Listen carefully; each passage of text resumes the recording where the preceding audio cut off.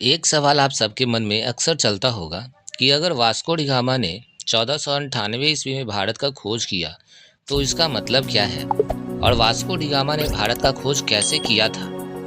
दरअसल उस समय यूरोपीय देशों में भारतीय मसालों की मांग बहुत ज़्यादा थी और यूरोप से भारत तक आने का स्थल मार्ग बंद हो चुका था। ध्यान से सुनिए और समझिए इसको। और यूरोप से भारत तक आने का जो स्थल मार्ग था वो बंद हो चुका था, लेकिन यूरोपियनों को भारत पहुंचना था किसी भी कीमत पर। वे भारत पहुंचना चाहते थे। इसका कई कारण था, क्योंकि उस समय भारत सोने की चिड़िया कहलाती थी। यहाँ मसालों की खुशबू हवाओं में तैरती थी। रेशमी वस्त्र भारत की समृद्धि, सोना चांदी, हीरे मोती जैसे मिट्टी में बिखरे पड़े रहते थे।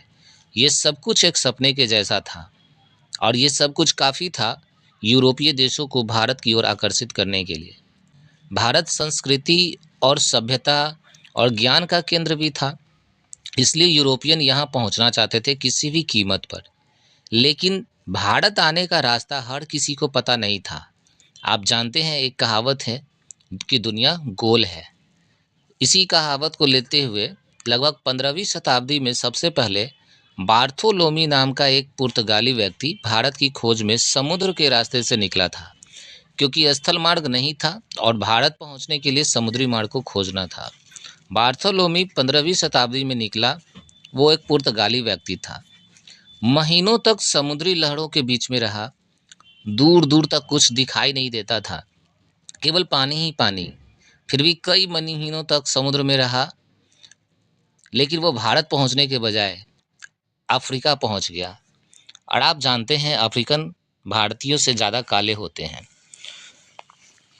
महीनों महीनों तक समुद्र में रहना, समुद्री लहरों से अपने जान को जोखिम में डालना, ये सब बार्थोलोमी ये सब करते हुए थक चुका था और भारत खोजने का जिद छोड़ कर के अब वो वापस अफ्रीका से ही वापस चला गया, क्योंकि चारों ओर समुद्र का पानी में आखिर कब तक कोई इंसान रहेगा।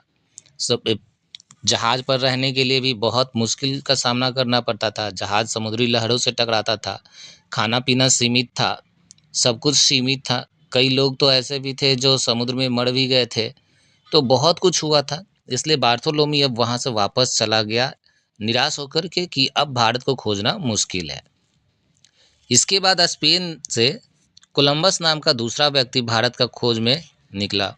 वो भी इसी तरीके से महीनों तक समुद्र में रहा, मुश्किलें झेली, परेशान हुआ, लेकिन वो इस बार जो है अफ्रीका ना पहुंच के इसके और भारत से और अधिक दूर उल्टे देश पे पहुंच गया।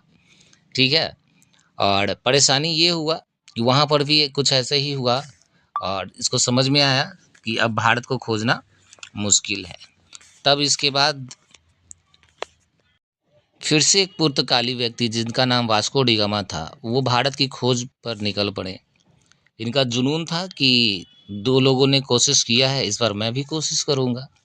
तो ये सबसे पहले उसी बार्थोलोमी की जगह पर पहुँचे जहाँ अफ्रीका में, और इस बार पहले से ज़्यादा खाना लेकर के, पहले से ज़्यादा सुविधा लेकर के ये अपने जहाज़ के साथ निकले थे, क्योंकि उनको मालूम था कि पहली बार जो व्यक्ति गया था तो कई प्रकार का मुश्किल झेला समुद्र में और उसको भारत नहीं मिला। थक हार करके वो निराश होकर वापस आ चुका है।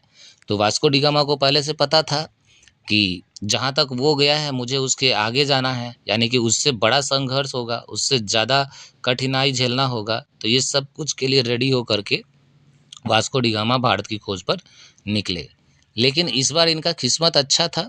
जब ये अफ्रीका में उतरे वहाँ के समुद्र के किनारे, तो गुजरात का एक व्यापारी इस बार अफ्रीका में व्यापार करने के लिए पहुँचे हुए थे। उनसे इनकी मुलाकात हुई, दोस्ती हुआ, बातचीत हुआ। वास्को डी गामा ने बताया कि किस तरीके से ये पुर्तगाल से भारत की खोज में निकले हैं और व्यापार के मकसद से भारत आना चाहते हैं। वो गुजराती व्यक्ति इनको भारत लेकर के आया और समुद्र का रास्ता इस प्रकार से वास्को डी गामा को मिल गया। इसी बात को कहा जाता है इसी बात को कहा जाता है कि वास्को डी गामा ने 1498 ईस्वी में भारत का खोज किया था। ठीक है। जब वास्को डी गामा भारत पहुंचे तो सबसे पहले वो केरल में पहुंचे थे। यहाँ के राजा ने उनका बहुत ज़ोर शोर से स्वागत किया था। और और सबसे पहले जब इन्होंने वास्को डी गामा ने जो है व्यापार का प्रस्ताव रखा था, जिसको स्वीकार कर लिया गया था वहाँ के राजा के द्वारा। बाद में धीरे-धीरे चल कर के ये जो व्यापार है, वो लालच में बदलता गया। आगे की कहानी को हम लोग नेक्स्ट वीडियो में लेकर के आएँगे, ताकि वीडियो ये बहुत ज़्यादा लंबा ना हो जाए। तो अगर आपको ये जानकारी अच्छी लगी तो चैनल को ज़रूर सब्सक्राइब कीजिए और कमेंट बॉक्स में लिखिए कि आप इस वीडियो को कहाँ से देख रहे हैं। Thank you.